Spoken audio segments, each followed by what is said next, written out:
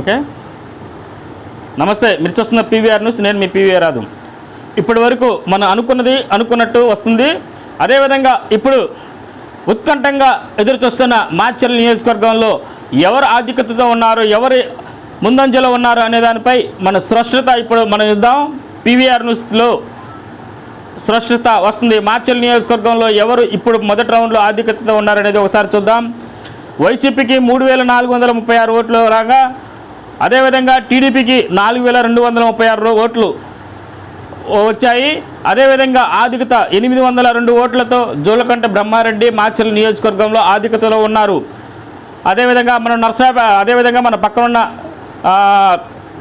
గురజాల నియోజకవర్గం చూస్తే, గురజాల నియోజకవర్గంలో ఎరపతినేని శ్రీనివాసరావు 1592 ఓట్ల ఆధిక్యతతో ఉన్నారు. అదేవిధంగా పెదకూరపాడులో చూస్తే టీడీపీ అభ్యర్థి అయిన భాష్యం ప్రవీణ్ కుమార్ 1500 ఓట్లతో ఆధిక్యతతో ఉన్నారు.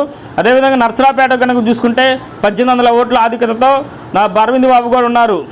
అదేవిధంగా పల్నాడు జిల్లా ఎంపీ అభ్యర్థి అయిన నర్సరాపేట ఎంపీ అభ్యర్థి లావు శ్రీకృష్ణదేవరాయలు 3158 ఓట్లతో ఆధిక్యతతో ఉన్నారు. ఈ విధంగా పోలింగ్ కొనసాగుతుంది. ఇది మొదటి రౌండ్ వరకే. రెండో రౌండ్ ఇంకా తెలవాల్సింది.